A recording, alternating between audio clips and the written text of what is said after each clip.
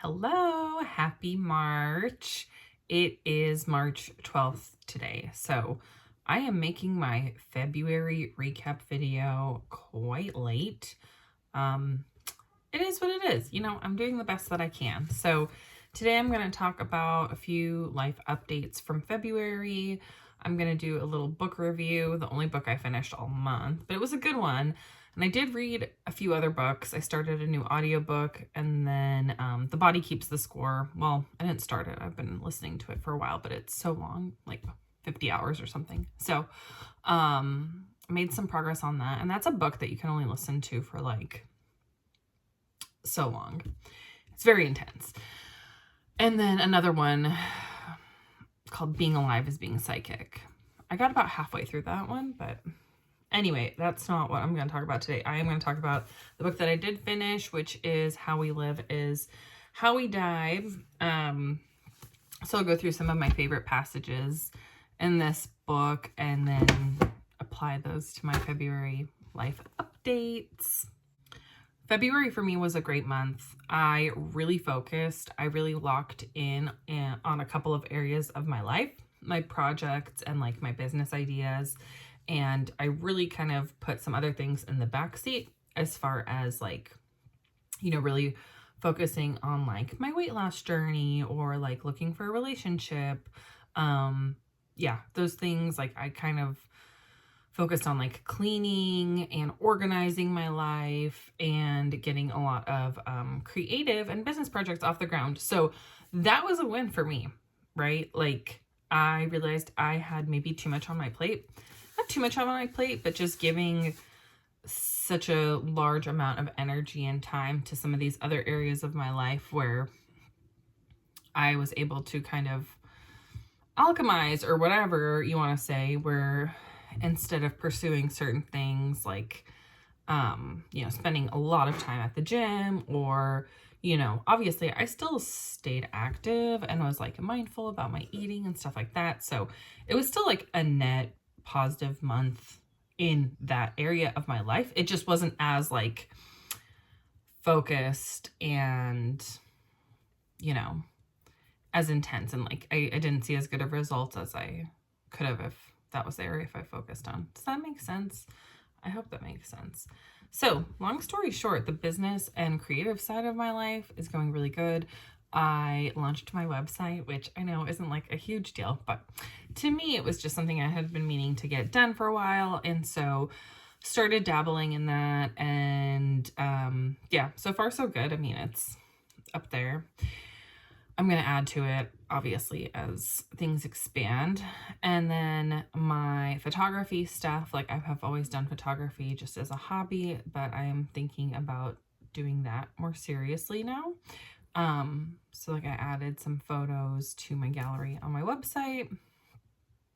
Yeah, it was just a lot of fun to kind of do those things again. Like I always used to have a side project or some kind of like side gig or something. Like I love like selling online, like an Etsy shop. I had that for a while. I would do like in-person events, like reselling vintage. I had like a little store. So there was like always something that I involved myself with. So it feels nice to have that happening again. And then, as far as my business, like I made a really big decision with my business, and I've shared that with the people who are closest to me. So I don't know if I want to post about that just yet. I think once things are a little bit more finalized, I'll share some more information about that, but it's something very exciting and very special to me. And I'm seeing a lot of the things that I want in life, kind of come to fruition. So I'm excited to have this opportunity to, explore that. So I'll leave it at that. So that's February life updates. I didn't really crochet or knit anything. I mean, I had a project that I was working on, my socks. I did not finish those. I didn't even finish one sock. Because I feel like some of the other stuff, like I cleared out a lot of clothes in my room. That took up a lot of time. I got rid of like 5 trash bags of clothes. And I think if you are also on like a spiritual journey, getting rid of items can be something you might incorporate, because a lot of material items have like energy associated to them.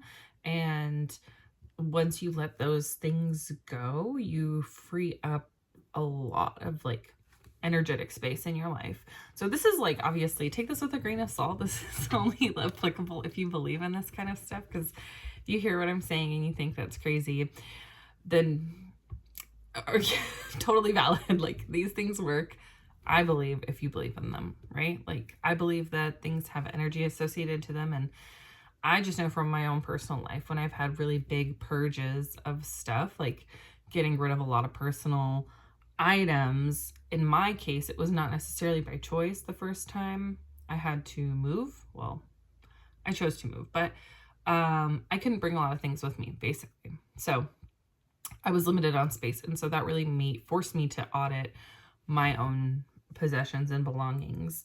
And so the result of that, though, was that it was like a big shift in my life followed after that big cleaning. And then the second time was when I moved back. I also had to get rid of a lot of stuff. So it felt really, and then I had like really, intense kind of like personal revelations and ideas come to me after that second one. It like happened every time. And so then I noticed a pattern, and I think I had read something about that, about how getting rid of things is like an energetic portal, basically. You open up that space, like when you let those things go.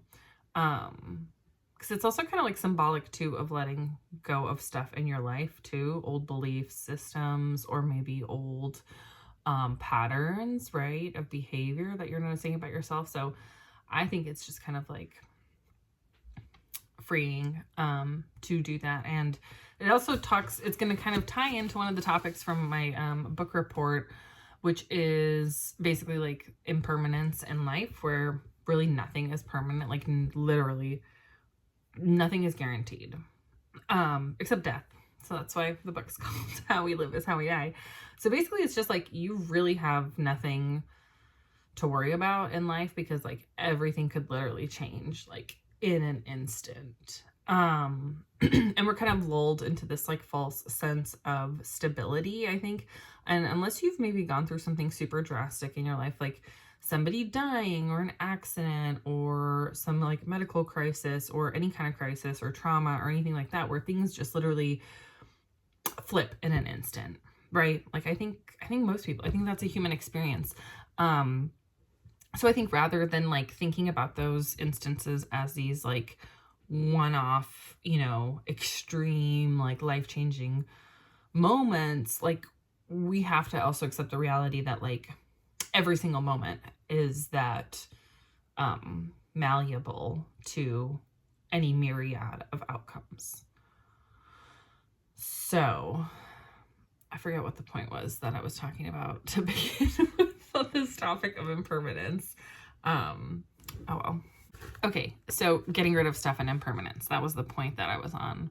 So this activity of letting your things go also reminds you that like those things could also be gone in an instant, not by your choice, right? So when you have like a really like deep emotional investment in material items, so like I think I've talked about this before, but like your home, your car, obviously jewelry, heirlooms, like sentimental items, like those are really where people get tripped up, especially if somebody has like passed away and you feel like those items are all that you have, from that person or from those experiences. And so people put a lot of weight and importance in those material items. But the reality is that they could disappear any day.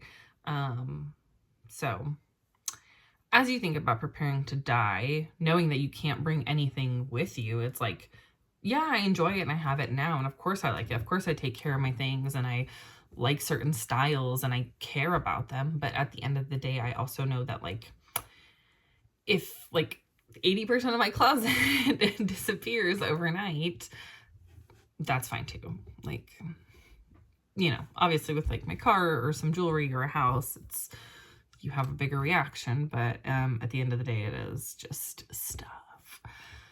So, that was my February. It was good. I feel really good right now. I feel like much more rejuvenated. I feel creative and energized. And right now I'm kind of like doing more of the things that I really enjoy. Just having fun, going out with my friends. Yeah, that kind of stuff. I'm really enjoying it. So I need to focus on my balance so that I don't don't divert too far off of my path of focus for my creative projects. But at any rate, I think that's enough about February. It was a good month. Launched a lot of stuff and things are progressing exactly as I want them to. Okay, so this is the only book I've finished this month. Last month it was good. The back says, our task in life and in death is to realize we always have a choice. We can fall asleep into unawareness and stay stuck in the repeating cycles of samsara, or we can wake up. So this book's like written by a Buddhist. She's a Buddhist monk, or nun, I think. I don't remember what the proper term is for them, but at any rate, she's written a ton of books. I hope I say her name right. Pema Chodron, I think. I should look that up and correct myself before I keep this video going. But anyway, this book, yeah, it's self-explanatory. It talks about how to prepare for dying. And it goes through like the physical changes that happen. And I think it's not like a bad or scary thing to read about this stuff. Like, it wasn't something that I really thought about much. But like I said earlier, the only thing that's guaranteed in life is that we are going to die one day. And so that's just the reality. Like, you can either choose to accept it or be afraid of it, but it doesn't change the reality, right? So there's also concepts in this book that they talk about, which is like, you know, acceptance, moving through life with like a sense of acceptance of something bad or scary happens. It's like, don't really let it impact you and like make you spiral. Accept it and like deal with it. But yeah, so they talk about like the process of physical death. They have really good charts in the back too that go through like the different things that happen, the different stages of like what systems shut down and in what order. And it's like cool to read about because it just, I think it makes it less scary because it's like little parts of you kind of like disappear one at a time. And I think if you know what is happening, it's not as scary. So yeah, it gives me like a weird sense of peace in a way. But I also think thinking about like our default reaction is fear to the unknown, and death is like ultimately the unknown. So anyway, that's just like my takeaways, but I'm going to read some of the passages that I highlighted when I was going through this book and how I think they relate to my life and whatnot. So, okay. It is often unthinkably frightening to experience what goes on inside you. If you wish to be free, however, you have no choice. So yeah, it talks about all these like Buddhist concepts. So this is in this section of the kleshas, I think is what it's called, kleshas. So kleshas are like, really, I think they have like 3 of them, and or maybe more. Hold on, I need to check the reference guide. This is terrible book report.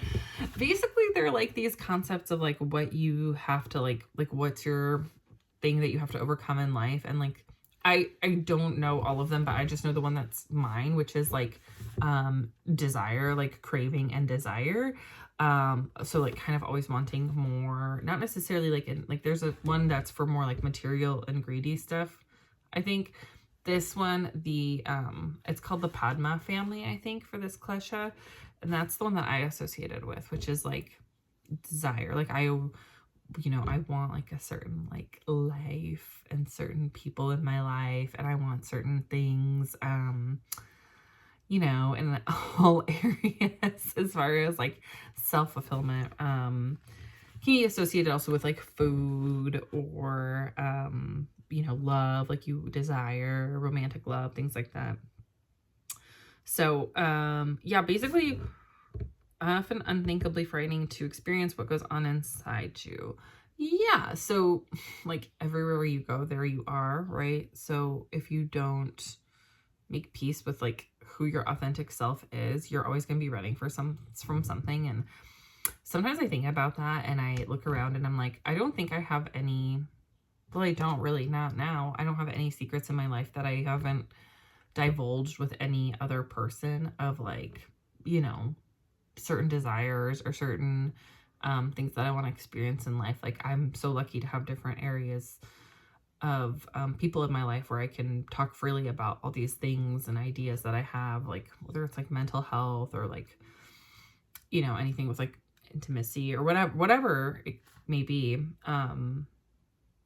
spiritual concepts and stuff. Like there's people I can talk to openly about things that are receptive and they don't think I'm crazy and they don't judge me. And so I feel like there's a lot of people who don't have that, unfortunately. And so I think there's people that, and I think people have like deep secrets too, right? Like everybody has something like, so, if you live with those secrets, I think for long enough, they start to like eat you away, inside, right? Like you can't run from that. Like you can't run from the truth. I mean, you can try to run. And that's why I think like we have some of the problems that we have is because like,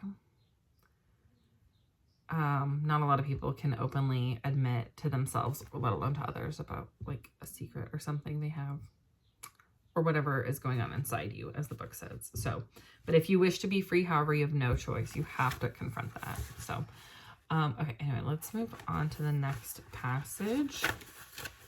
This one is, as it turns out, allowing ourselves to be pulled toward what is habitual and lulling and addictive isn't such a great idea. Okay, well, that one's obvious. Like, I find myself always trying to stay away from like mind-numbing activities like scrolling or like binge watching TV. And I've gotten so much better over the years. Like, I still do it every now and then, but like as a whole, it's just gotten way better. So that talks about like, obviously you have to be in tune with what is feeling good to you. And so sometimes that's necessary, but also like, don't fall into that. Okay, the main problem with seeking comfort is that we tend to go too far with it. Okay, that's the same thing. Like, it talks about that, like, in life, like, if you are always chasing comfort, that's, like, also kind of setting you up for disappointment, because life's not always going to be comfortable, and then if you're uncomfortable, like, you don't want to be miserable, right? So, finding a balance between that. And I think this is my last passage, so the truth is not always something we want to hear. Well, I think we all know what that means. Hearing the truth, especially from ourselves, is very hard.